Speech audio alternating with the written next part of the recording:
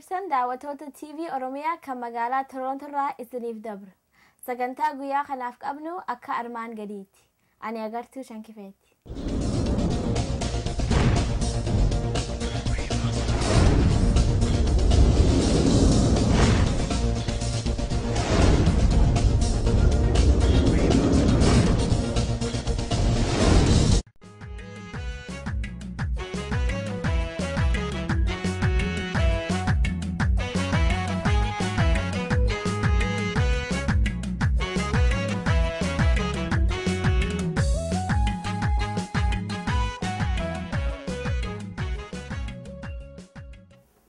kabajamtoota daawwattoota TV Oromiyaadhaa akkam jirtan.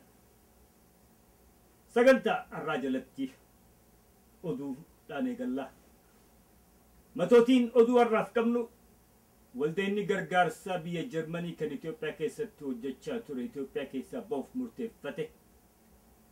Garaagarummaan takkaafuu waldhabbiin qondaalota TPLF gidduu jirtu babal'achaa akka deemaa jirtu himame. Hordoftoonni amantii Islaamaa mormii mootummaa Itoophiyaa wajjin gochaa jiran bifa jijjiiruu isaaniitis ibsatan.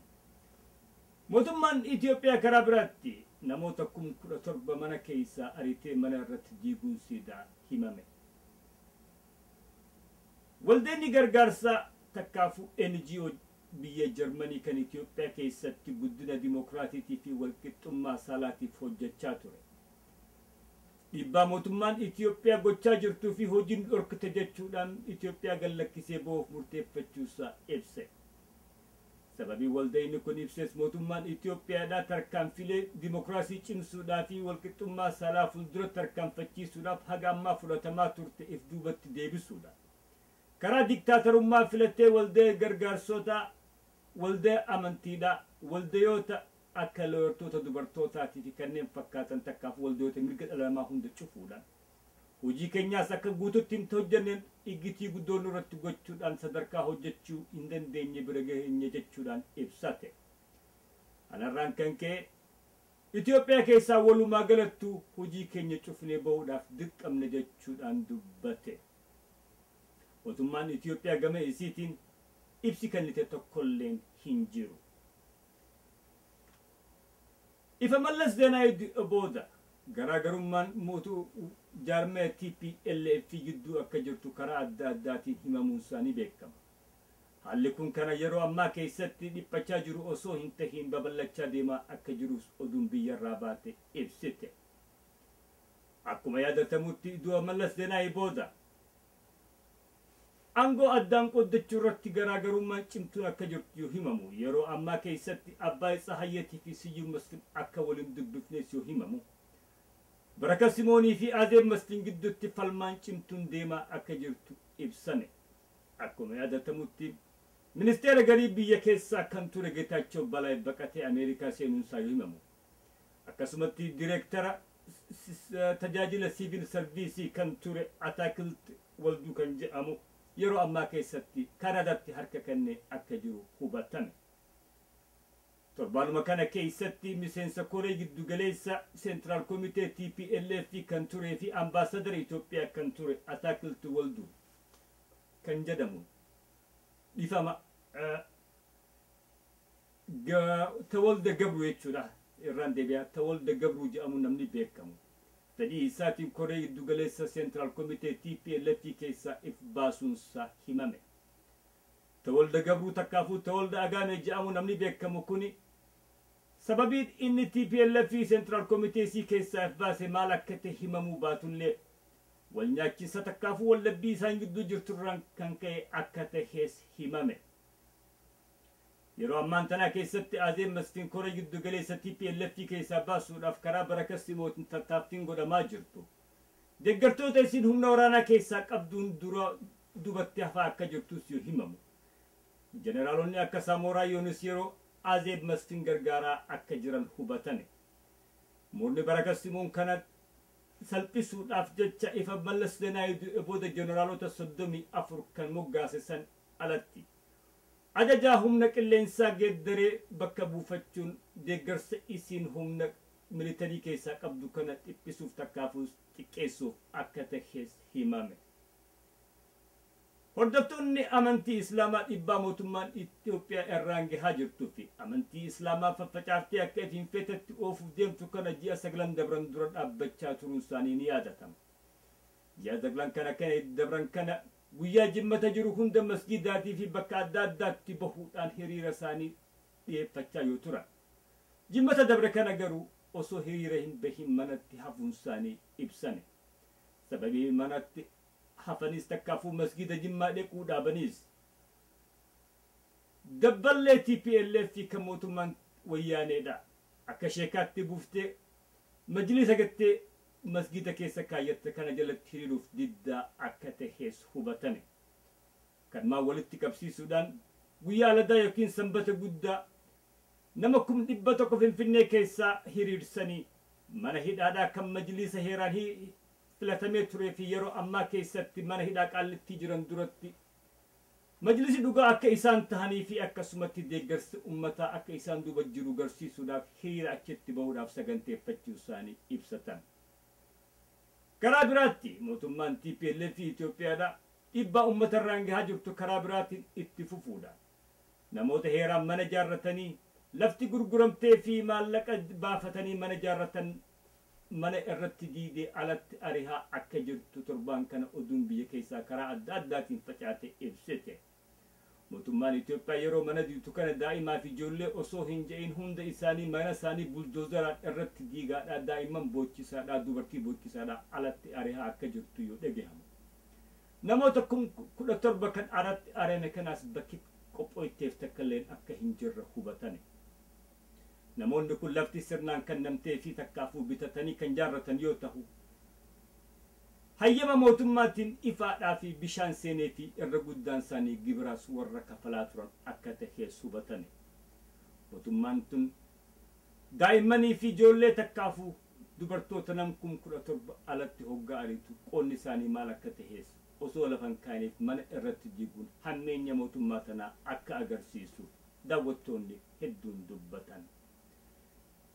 Dhaggeeffattoota keenya egaa takkaafuu daawwattoota keenya jechaadha. Qophiin har'aaf qabnu asirratti raawwatti. Dhageessisaan oduu tanaatii isaa Massayyootii waan dhaggeeffattanis galatoomaa isiniin jechaadha. Qindeessaa fi xiinxala takkaafuu ediitara istuudiyoo keenya obbo Adam Umar takkaafuu tumsaadhaa fi akkasumatti obbo Garbii Nuureetii wajjin nagatti isiniin dhaammatanii qophii dhuftutti hanga wal dachaanutti nagaa jiraadhaan isiniin ja'a.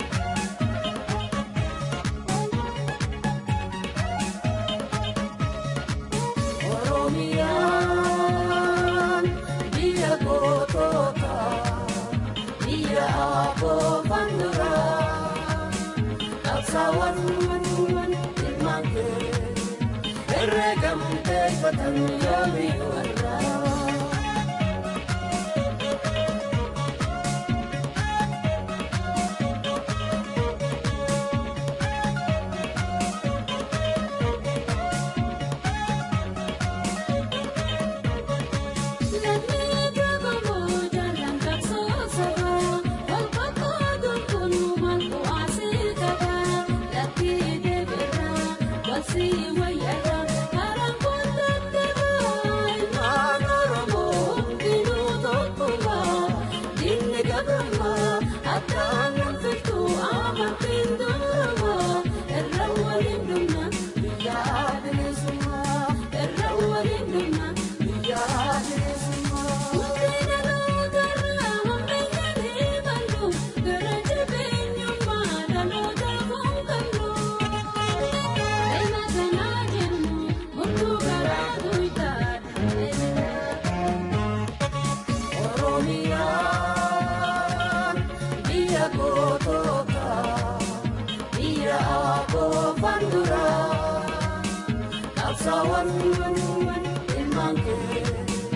الرقم كيف يومي والراحة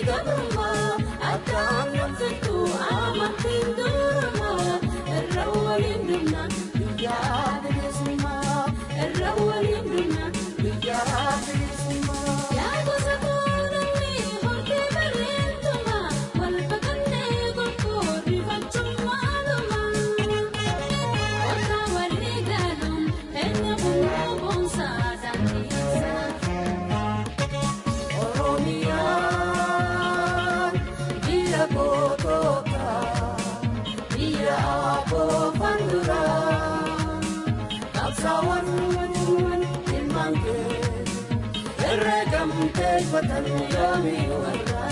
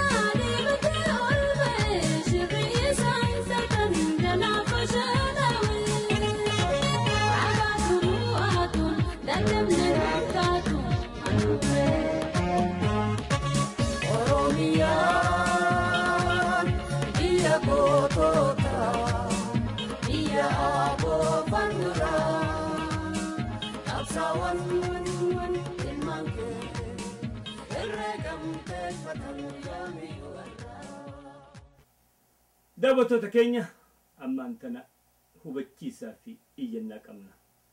Hubachiisaa fi daawwannaan tun tan uummata Oromoo biyya alaa jirtu hunda laaltullee irra caalatti tan Oromoota Ameerikaa hubataniiti.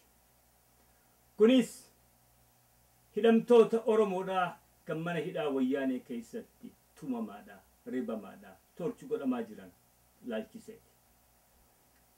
Har'aan tana Baqqalaa Garbaa dabalatee namni mana hidhaa wayyaanee keessatti tumamaa reebamaa jiru lakkoofsi isaanii nama 22 ol akka ta'e ni beekama. Haala kana shaffisaadhaan dhageettii cimtuu akka argachuu gochuudhaaf piroojeektiin qabamtee karaa Waayit Haawusitti petiishinni akka dhihaatu lafa kaayyamee jira. Petiishinni kun lakkoofsi isaa nam 24 ol yoo arganne Pireezidaantii Ameerikaa Baraak Obaamaa bira gahuu dandeesse. Yoo hirmaannee irraa qooda fudhanne yeroo teenya fudhanne petiishina kana guunne gaaffiin teenya Pireezidaantii Ameerikaa bira geesse achirraa nu gaddeebiti jechaadha. Yoo bakka san hin geenye gahuu hin dandeessu. Lakkoofsa 24 san ol yoo hin arganne hin geessu. Har'aan tana gaaffiin teenya, gaaffiin hidhamtoota keenya, gaaffiin Oromoota aanaa keenyaa kan mana hidhaa san keessatti tumamaa ajjeefamaa jiran dhageettii akka argachuu gochuudha. Nu warri ala jirru kun qooda nurraa laattamu gochuuf danda'uu keenyaaf har'aan tana nu wallaalla jecha. Nama Ameerikaa keessa jiru dhiisii kan Minnesota keessa jiru lakkoofsa san guutuu ni danda'a. Yoo dhugumatti waliinaane daqiiqaa 5 fudhanne walii guunne bakka san ni geenya. Kanaaf jecha ilmaan Oromoodhaa kan bakka adda addaa jirtanii fi Ameerikaa jirtan keessaafuu petiishina kana akka guuttanii iyyannaa isinii dhiyeessan. Warri piroojeektii kana fudhattanii eegaltanis galatoomaa isiniin jechaadha. akkana moonni bakka adda addaarraa guutuu danda'u irratti osoo salphiftanii gaarii yaada joo qabna bakka adda addaarraa seenuun xiqqoo erguun rakkisaa ta'aa jirti namoonni akkaataa itti ergamu akka hubatan karaa adda addaatiin osoo ibsa lafa keessanii gaarii isiniin jenna.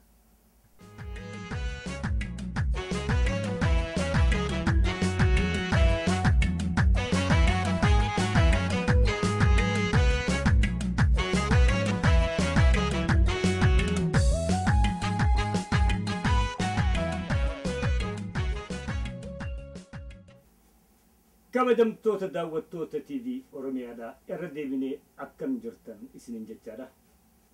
Sagantaa irraa jalatti keessummoota qabannee isinii dhihannee jirra. Dhimmi har'aan tana keessummaa qabannee ittiin dhihannes akkuma quba qabdanitti torbaan dabran kana keessatti addi bilisummaa Oromoo kan dhugaasaa bakakkootiin hoogganamuu fi gurmuu qabsaa'otaatii fi miseensota ABO gidduutti walii galtee godhamte. gamalachuu turraa'u akka sagantaa teenyaatti keessummoota dhiheessuudhaaf walii baalamannee turre haa ta'u garuu adda bilisummaa Oromoo kan obbo Dhugaasaa Bakakkootiin hoogganamurraa bakka bu'aan isaanii dhimmi sardaan waan isa qabateef jecha nu argamuu hin dandeenye yeroo biraa akka isin dhiheessinu abdii guutuu isinii kennaadha. Har'aan tana gurmuu qabsaa'otaatii fi miseensota adda bilisummaa Oromoo kan bakka bu'aa tahee dhihaate obbo Ibsaa Nagahooti. Obbo Ibsaa Nagahoodha. Afeerraa keenya ulfeessitee gaaffii si gaafannuu fi ibsa nuu kennuu fi deebisaa nuu kennuudhaaf dhaggeeffattoota keenyaaf takkaafuu daawwattoota keenyaaf ibsuudhaaf istuudiyoo kana dhiyaachuu keetiif galatoomi siin jenna. Daawwattoota keenya egaa obbo Ibsaa Nagahoodha namni mooraa qabsoo keessa jiru kan hin beekne hin jiru. Obbo Ibsaa waliigaltiin gootan dhugumattuu tanii sabboontoota Oromoodhaa gammachiifte. Garuu akka hawwanitti tabban bahan jedhani silaa har'aan tanaa waliigaltiin gootan tun tan jaarmayoota Oromoodhaa mara hammattee sagalee takkaan akka asirra dhiyaatte hundinuu hawwii fi fedhii keenya ture. Haa ta'uu akkumaan jeetti hawwiin teenyaas akka bakka guuttu abdiinuma qabaannaa fuulduraaf. Mee mooraa ABO kana tokkomsuudhaaf hawaasa keessatti murnoota biraatii wajjin tokkomsuudhaaf jibbaanni gootan jira. Jaalsayyoo carraa kana TV'n Oromiyaa magaalaa Torontoo kun carraa kana naa kennuudhaaf hedduun sin galatoomfadha. Tattaaffii kana dura adda bilisummaa Oromoo tokkoomsuu fi humnoomsuu akkasumatti illee jijjiirama silaa dhaaba kana keessatti barbaachisu fiduudhaaf baroota dheeraa ilaalcha adda addaatiin akka utubamu gochuudhaaf qabsoon godhame laafaa miti. Haa ta'u garuu dhaabni kun sadarkaa ammaatti faffaca'ee jiraachuusaa mirkaniidha. Faffaca'uun kun immoo Oromoo biratti illee qaaniidha. Alagaa biratti illee qaanii guddaatu nu mudatee jira. Maaliif maqaa dhaaba tokkootiin gareen bakka 5-4tti faffaca'ee uummata keessatti afajaanjii barbaachifne uumee jira. Inni kun bakka tokkotti akka deebi'ee qabsoo itti fufu gochuun galii olaanaadha. Dhimma Oromoo olaanaadha jedhamee amanamaa yoo turellee tattaaffiin inni godhame laafaan turre. Ammatti garuu ani gama keenyaan carraa tokko kennuufii barbaanne. Carraan kuni warri walubannoota ilaalcha irratti ifaa ta'e qaba walitti dhufanii eega mari'atanii booda waan kana dura badee fi waan ka fuuldura hojjechuun irra jiru qulqulleeffatanii walubannoota irra eega gahanii booda dhaaba kana bakka tokkotti deebisanii kabaja uummata Oromootiif illee kabaja jagnoota du'anii fillee bakkatti deebisuu waan ta'eef dhaabni kun bakka tokkotti deebi'uutu irra jira. Ammatti waliigalteen nuti goone waliigaltee dhaaba kana guututti walitti deebisuu danda'u irratti hojjechuudhaaf murni lameen kuni waliigal. murni lameen kun qofti walitti dhufee dhaabichi dhine yookaan tokkoome jechuun waan hin danda'amneef kan hafanii wajjinillee mariin godhamaa jira jechuun qaama murna Jaal Daawud Ibsaatiin gaggeeffamu wajjinis marii gama moggaa lamaan godhamaa jira. I hope yoo dhimma Oromoo kan dursan ta'e gareeleen hogganoota dhaaba kanaa hundinuu dhaaba kana walitti deebisanii utubuudhaan unity conferencein yookaan korri saphaa tokko yaamame hoggana waloo tokko filachuudhaan hojjechuun barbaachisaadha.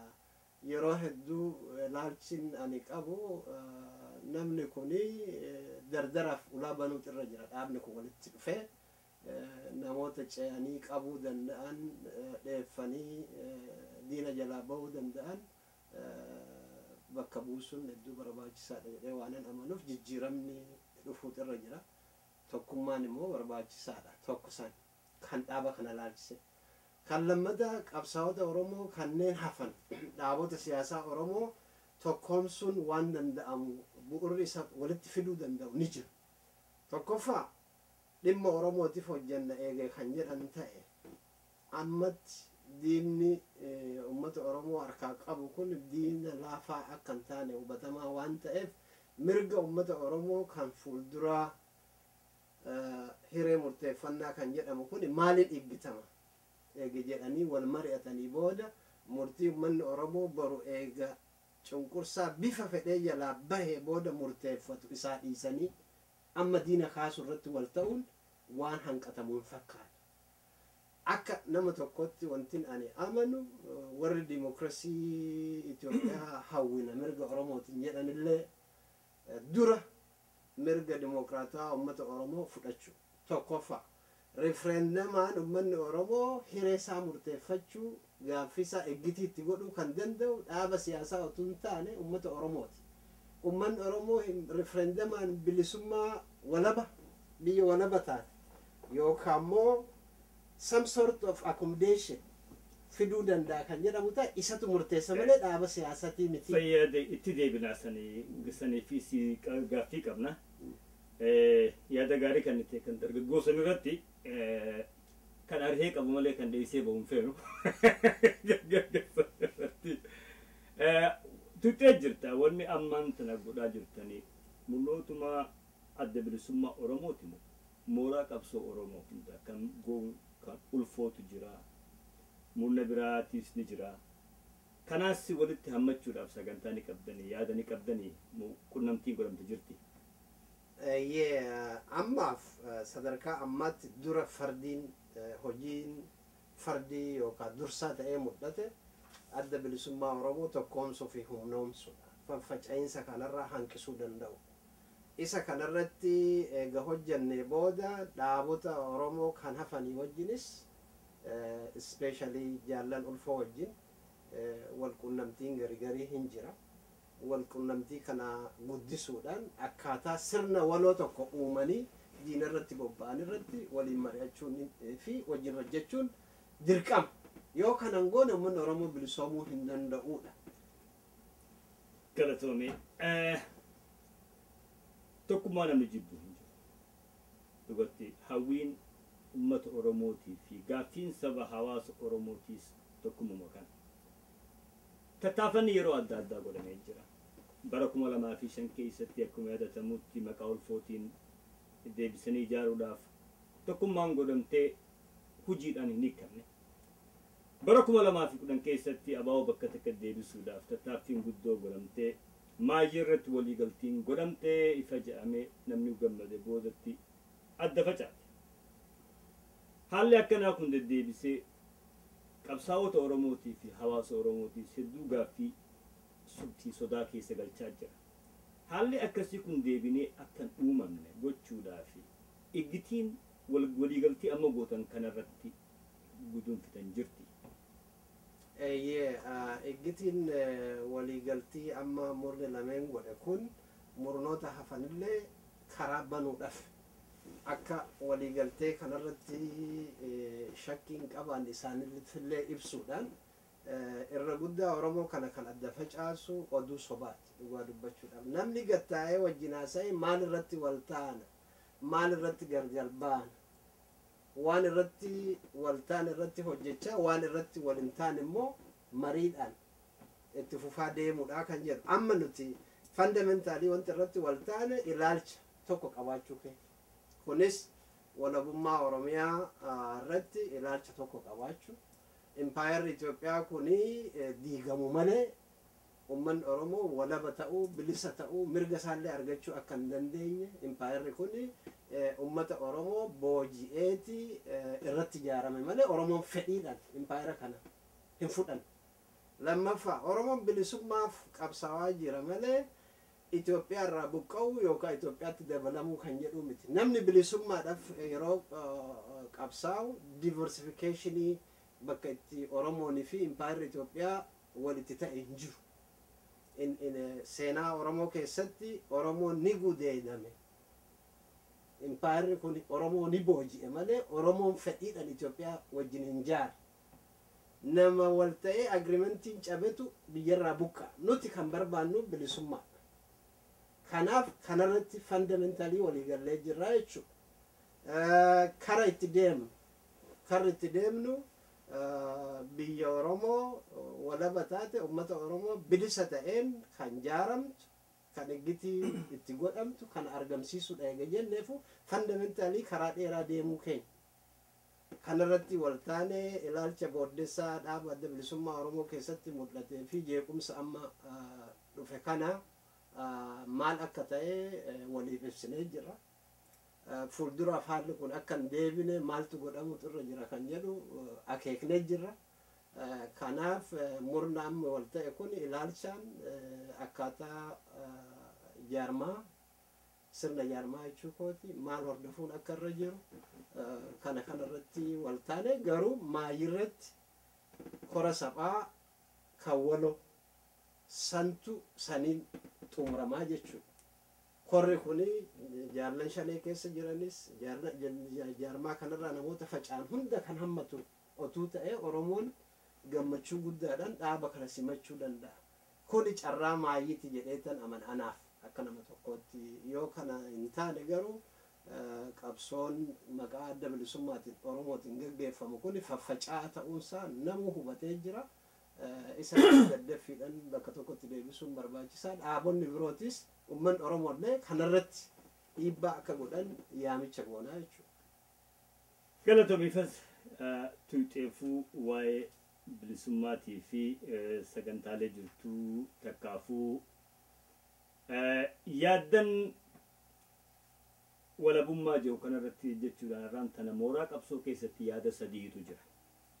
Tokko yaada amma isii waltan kan bilisummaa fi walabummaa jiru. Ummanni Oromoo gaaffeen isaa empire Itoophiyaa kan isa koloneeffaterraa bilisummaa bahuudha. Yaanni kaan ammoo nuti qabsoo ummataan gahuudha. Ummanni Oromoo fedhu Itoophiyaa wajjin jiraate fedhu buqqa'ee inni haa murteeffatu kan jedhu waan referendama reefu kaafte sani. Amma yaada sadaffaatii jira. Nuti Itoophiyaadha.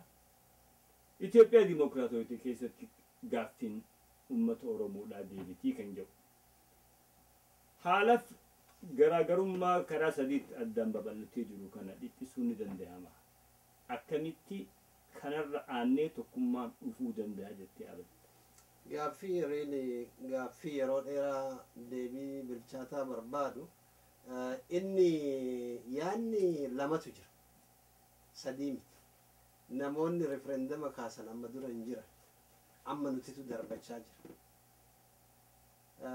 wanti darbachaa jirruufis tokkoffaa dhaabonni siyaasaa bakka ummata Oromoo bu'anii citizenshipummaa Itoophiyaa isaa filuuf tabaroo akkatti hin qabne agarsiisuu barbaadu. Ofii isaaniitiif garuu tilmaammachuu danda'u. Haa ta'u garuu eega uummanni Oromoo cunqursaa jala jira. Mootummaan amma jiru kun hacuuccaa guddaa irraan gahaa jira, ka'uut irra jira kan jedhan kan ta'u ta'e rakkoon isaanii wajjin qabnu bakka ummata Oromoo bu'anii murteessuudhaaf kan deeman kanarraa of qusatanii ummanni Oromoo eega bilisa ta'e booda hiree isaa murteeffachuudhaaf abbaan tabaroo isaa. Kanaaf maaliin iggitama kan jedhu dhaabonni siyaasaa Oromoo amma jiran hundinuu referendamaan uummanni Oromoo hiree mataa isaa murteeffachuutu irra jira. This is a democratic right. Heera addunyaa birattis heera dhala namaa birattis dimokiraatiin hundeen kana kan jedhan yoo ta'e wajjin hojjechuun waan hin danda'amneef hin jiru. Maaliif sagantaa yeroo dheeraa kuni ta'e sagantaan gabaabaan immoo diina Oromoo irraa kaasuu irratti waltaanee hojjechuu wanti dhorku hin jiru. Nuti warri akka kiyyaa immoo walabummaa Oromiyaa walaboomuutu irra jira kan jedhus eega uummanni cunqursaa jalaa bahe isatu murteeffata. Mirga inni murteeffatu sanaaf nuti immoo waan inni murteeffatu sana ni fudhanna. Bilisummaa barbaada eenyu sagaleetti kenna isa. Garuu nuti kan jennu cunqursaa jalaa bahee mootummaa walaba taate utubachuutu irra jira. Ammoo murtii isaa sana murtii inni murteessu saniif hoogganamuu keenya ni ibsinaa jechuudha. Warri Itoophiyaa jedhu immoo amma Oromoon cunqurfamee jira, democratic right qofaa kan Oromoon barbaadu. Akkasii miti gaaffiin. Bari jara kanaa wajjin garaagarummaan nuti qabnu otuu dimokiraatiin jiraate Oromoon hin dhumuu ture. Karaa sirna dimokiraasiitiin fudhachuu danda'a. Namni akka du'u sabboontonni hin barbaadan. Garuu karaa dimokiraasiitiin dhumuu dadhabuu isaatu qawwee nama kaasisa. Kanaaf haalli isaan dimokiraasii itti fidan sun ilaalcha keenya darbinee Itoophiyummaa fudhachuudhaaf tabaroo ittiin qabdanidha. Maaliif kana dura citizenshipii agartee Itoophiyummaa Oromoon kan fudhateef dhumee fudhatee namni isa gaafatu hin jiru.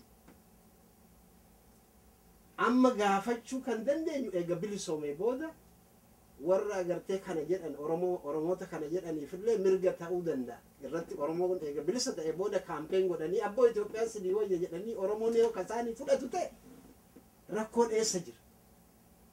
Gaaffii hundee keessa nu naquu yaadni kee ammaan tana gaaffiin Oromoodhaa gaaffii bilisummaati moo gaaffii dimokiraasiiti?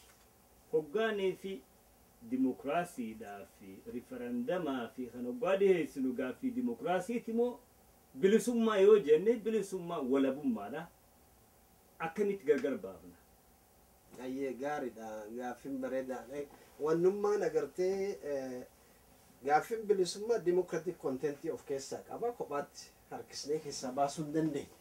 Nuti bilisummaa yeroo barbaadu manni Oromoo mirga isaa akka dhuunfattis akka waloottis karaa dimokiraasiitiin rakkoo isa keessatti mul'ate hundaa'u karaa dimokiraasiitiin hiikkachuuf malee murna abbaa irree ta'e tokkoon hoogganamuufi miti. Rakkoo dhaabota siyaasaa Oromoo keessatti ka'an kanas kan hiikkatu sirna dimokiraasiitiin of keessatti jechuudha. Of keessatti yeroo qawwee maleedhaan hiikkachuudhaaf kuni mirga isaati dimokiraasiidha eega jenneefu bilisummaadhalle. Kanaaf garaagarummaan dhaabota siyaasaa addunyaa kana keessatti saba biroo keessatti yeroo mul'ate addunyaa kana keessatti gaaffii agartee nama wal mormisiisu saba gidduutti rakkoon fidu maaliin hiikkata? Qawweenii miti. Referendamaan hiikkataa jechuudha.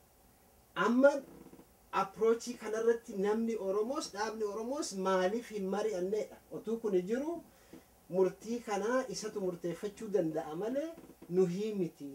Amma kan godhu nurra jiru isa kana qabsoo isaa gargaaruudhaan bakka bilisa ta'e san hin geenye inni guyyaa sana yoo gabrummaan filadha jedhes isatu beeka. Yoo bilisummaan filadha jedhes isatu beeka. Saphichi baa.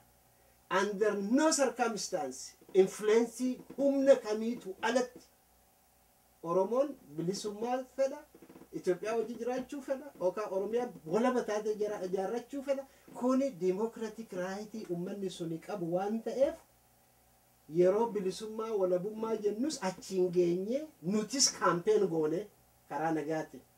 Warri Itoophiyaa jedhanis kaampeen godhanii umman Oromoo murtii murteeffatu sana waliigaltii keessan irratti muunni lameenuu miseensota isaanii bakka takkatti deebisee caata akka jalatti gurmeessuudhaaf waliigallee jettan yeroon haala kana fixuudhaaf lafa kaayyattan jira. Yeroo hagam takka keessatti miseensonni qaama lamaanuu walitti dhufee bifa jaarmee tokkootiin akka sossoo. Ayyee dureeshinii irratti hojjechaa jirra jechuun yeroo kamitti caasaan lameen wal fudhatee wajjin akka takkatti deebi'a kan jedhu sana unity conferenceetu murteessa. Hamma suni ta'utti garuu hojiilee action plan ta'an wajjin hojjechuu ni dandeenya. Action planiin kun kan duraa dhaaba Oromoo maqaa adda bilisummaa Oromootiin faca'an kana hawwachuudha. Big priority yookaan immoo hojiin duree. Isa kana jaallan hafanii wajjinis mariin kun godhame yeroo gabaabaa keessatti frameworkii amma irratti wal taane kana fi kan biroollee yoo kan jiraatu ta'e kan dhiyeessan ta'e galiin garuu deemee dhaaba kana bakkatti deebisuu kan ta'e bifa fedheenuu ni fudhannaadha. Nuti kan jechaa jiru amma carraa duraa carraa maayiti kanan ani jechaa jiru hogganoonni dhaabota gareelee kana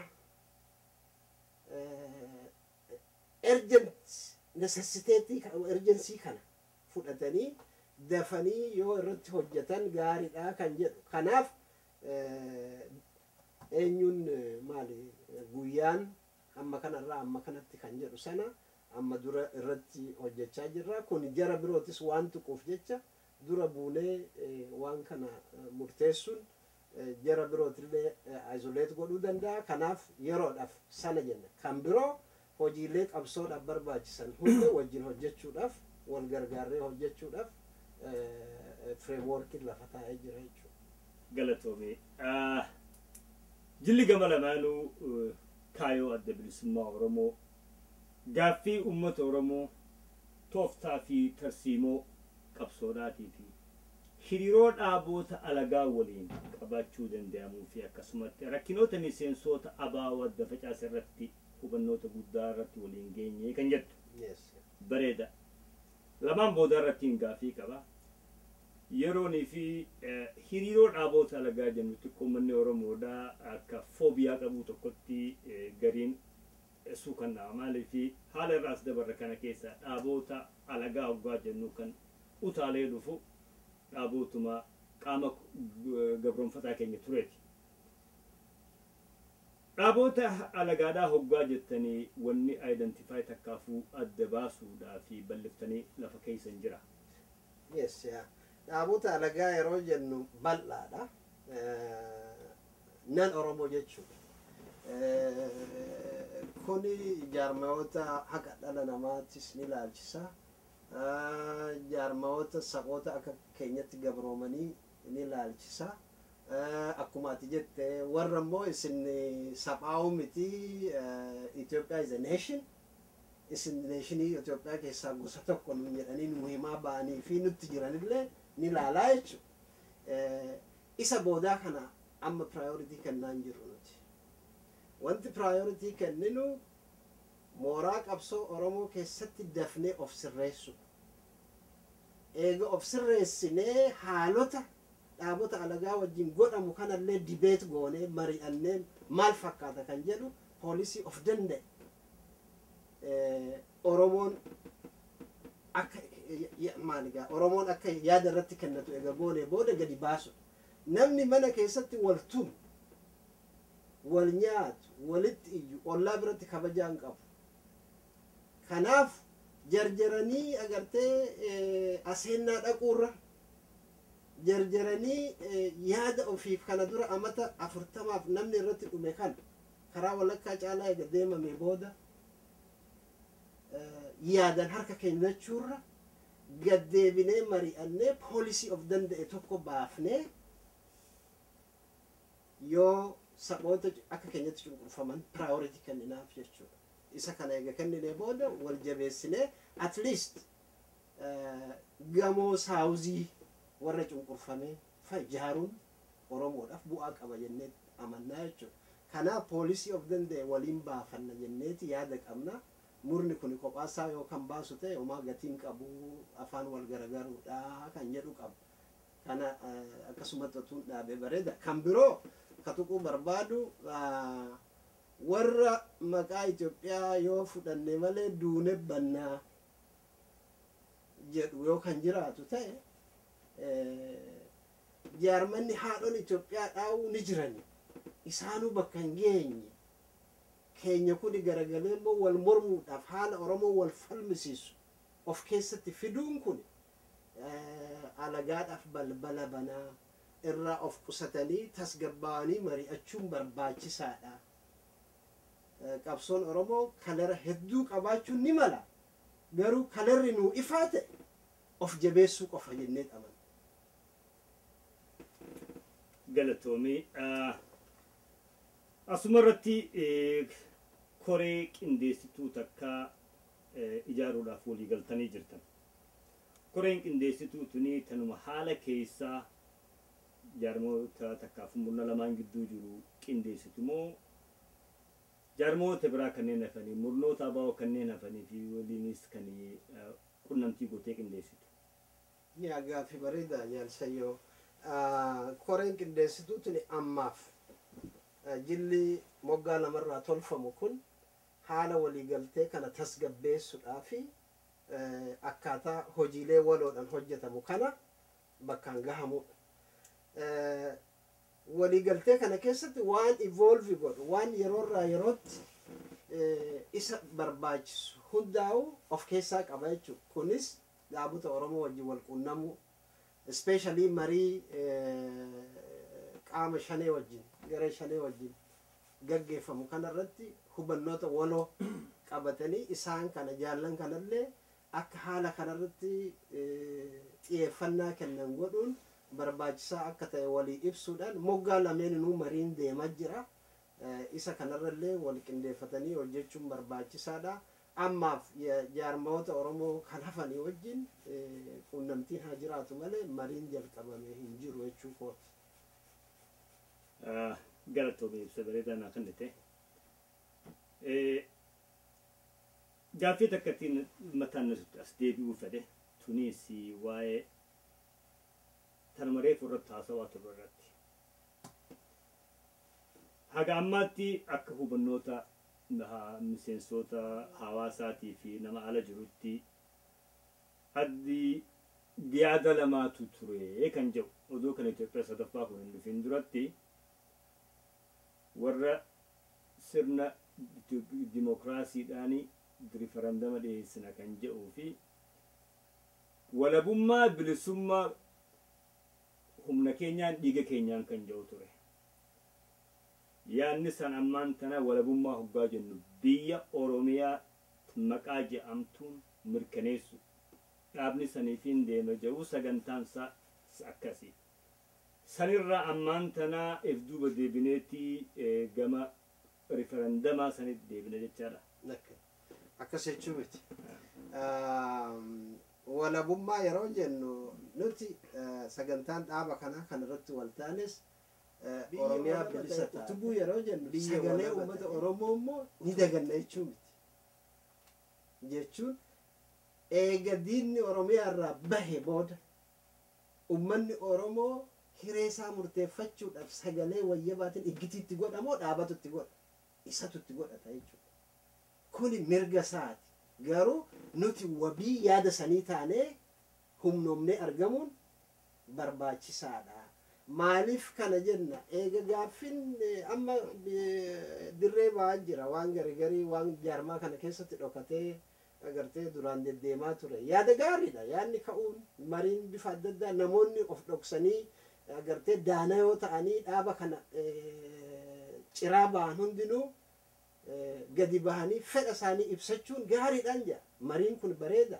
Kanaaf nuti kan jennu Itoophiyaa dimokiraatessuurra mirga dimokiraasii uummanni Oromoo qabu isaaf Oromoo ta'ee hoggaluun yookaan fudhachuun ka duraati.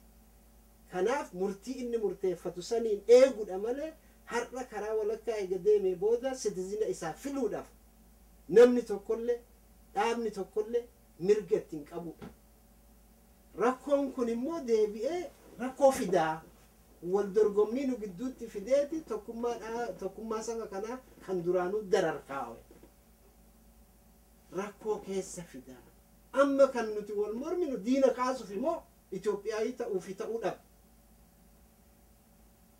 namni kana nu keessatti fidoo kan dhaabni kana nu keessatti fidee nu rakkoo kan jiraatu ta'e tasgabbaawanii yaadanii marii waloo tokkotti gadi buune maaliin eggitiitti gootan abboo dimokiraatummaa Itoophiyaa kanallee jennee wal gaafachuun gaarii mirga Oromoo irra jenneeti sagalee uummata Oromoo irra jenneeti.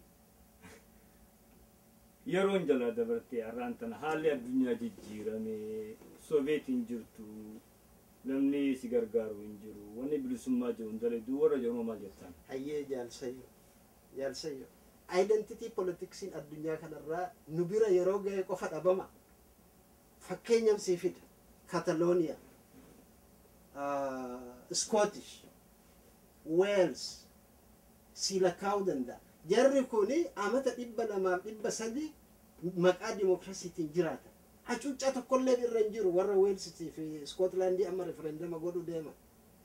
Identity politics eenyummaa isaaniiti.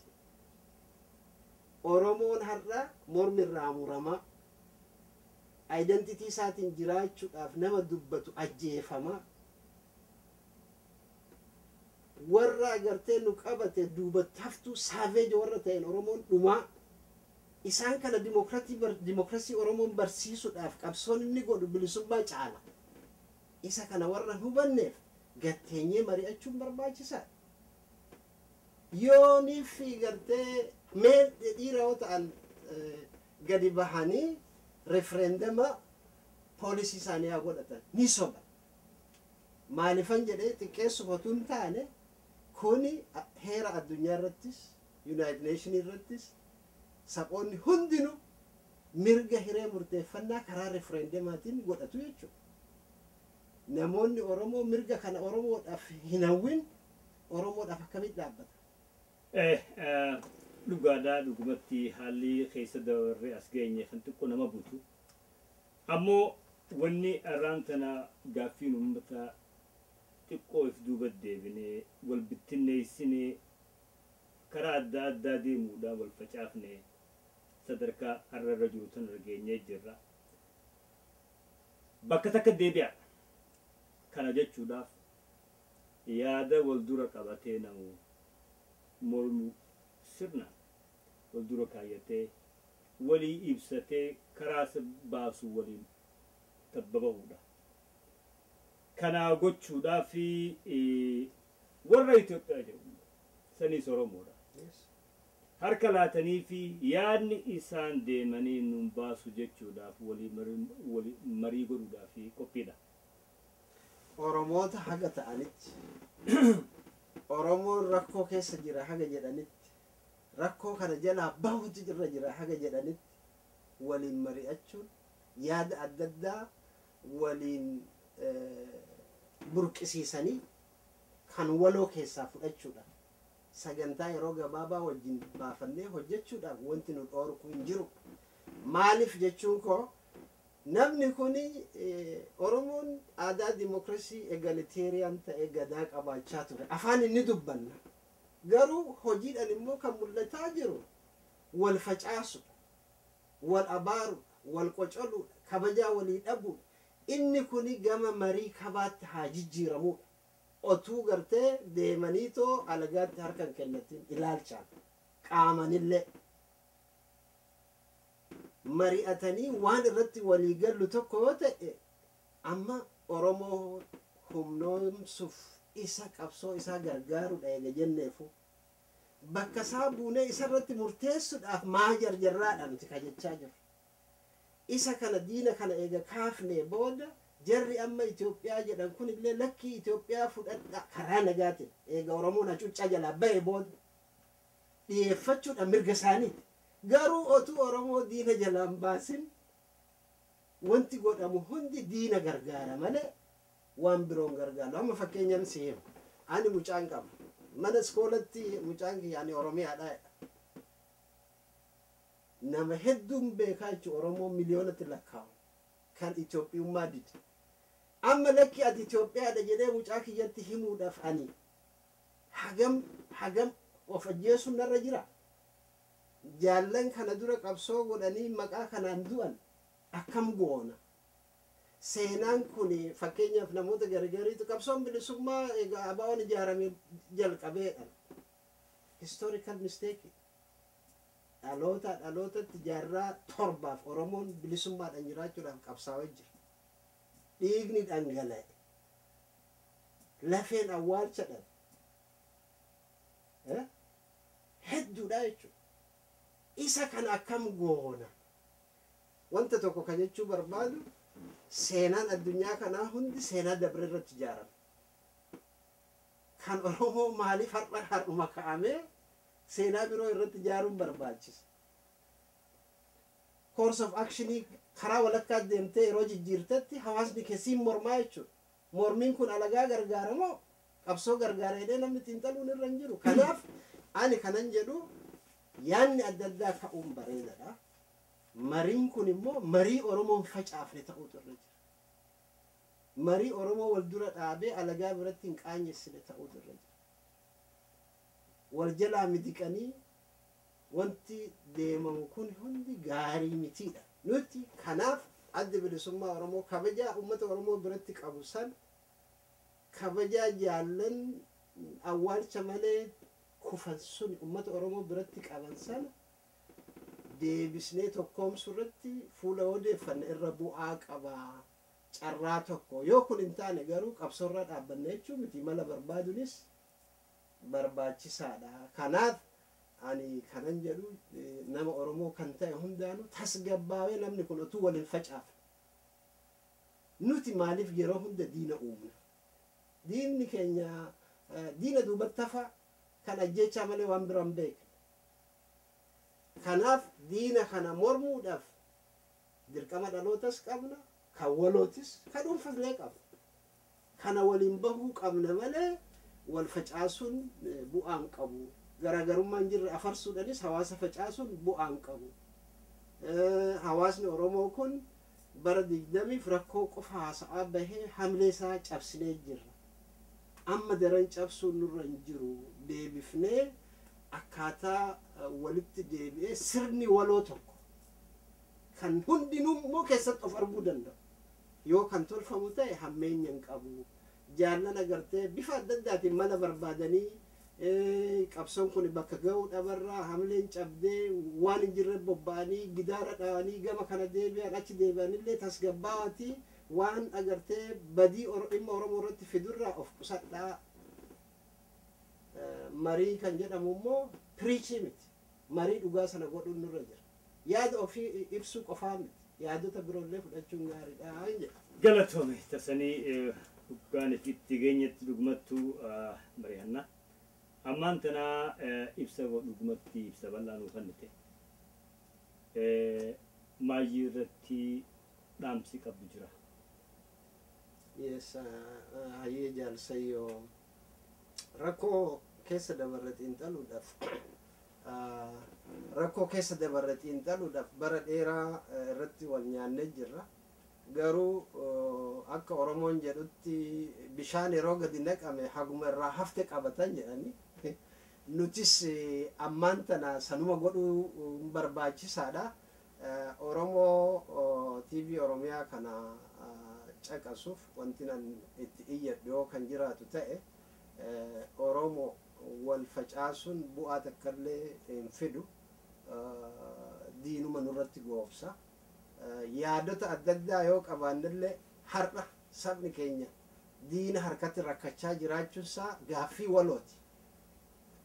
Gaaffii waloo kana bakkaan ga'uudhaaf immoo wajjin hojjennu malee bu'aa takkallee fiduu hin dandeenyu.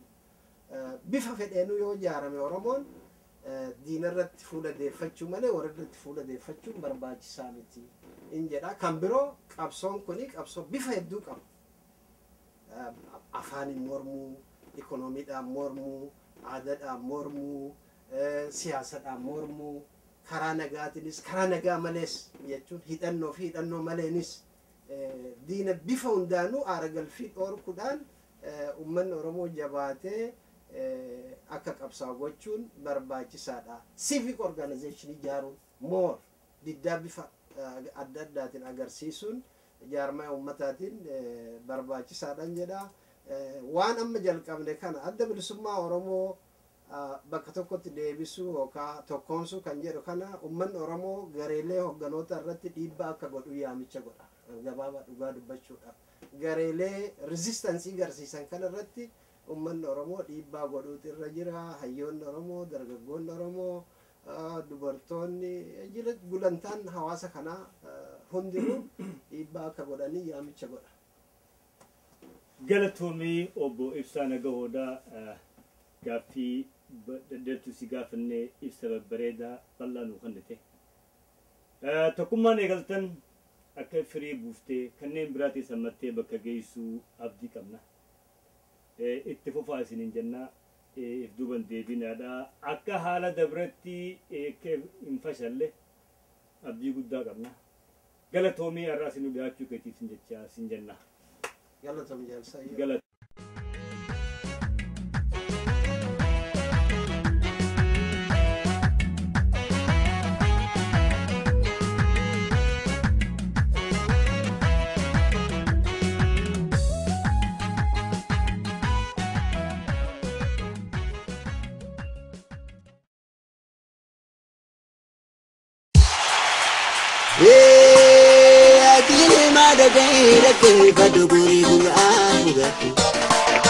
والفلسن جبنا بتين تهم بدي وردان ببيعتي بتيني كون إسلامتي كون كريستانتي سمجري دنيا أداني فودا مني ورهم يا مسوم سوفيتو في دورا باتو لكنتو بين وتيمان كدرتو أوصلوا بيو وانتو قمتو Lifta ka aramole jawon fakina ma Ake abu kurbasina zani zemini ma Lifta ka aramole jawon fakina ma Ake abu kurbasina zani zemini ma Ja aramoti agar tun isanu manna lalon Ya talon Takashi fakri sapalon walon Abdullahi arsi gadon Gafa gafa Tirun Andaraba, tunajati bati dugan, kini sakti dati dugan abasha.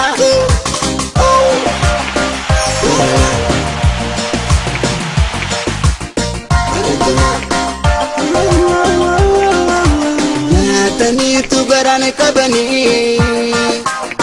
nyatani isni gafatani, nyatani tu garane kabani. Nyatani isni gafatani ni ajem tukku ba'adan adoy titi jiruni Umidina ja'amalina mamina janni Malibatin jarasani Ismail Musa no yadita garan Ibisa adina no yadita garan Yusuf Gamachun yadita garan Wa abdi kopin yadita garan Mustafa Rawenu yadita garan Isana pakinyanu ilmanisani Isana pakinyanu ilmanisani Namakita namagoti namaguda wajinu oluni Senasani digambaresani Noroga brumadif sabak koreka mani Oromia Ada sena guda Ardura Oromo tagal masir nagada Tabaru lafsira ada cafe utai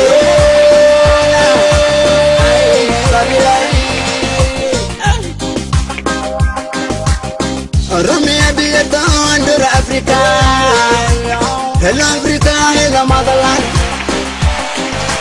Oromia biyata Andura Afrika Hello Africa, hello motherland Andura Oromia Finfinne Hello Africa, hello motherland Hey, okay.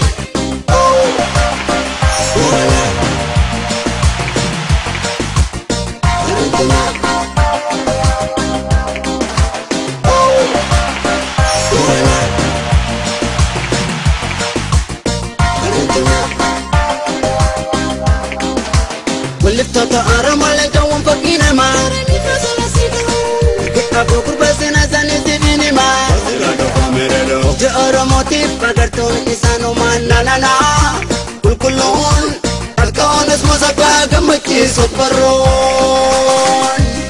لا جرما قدون كافا كافا كيرون هندرافا جنات تتباتي دبا إننا ستتاتي دبا أبشا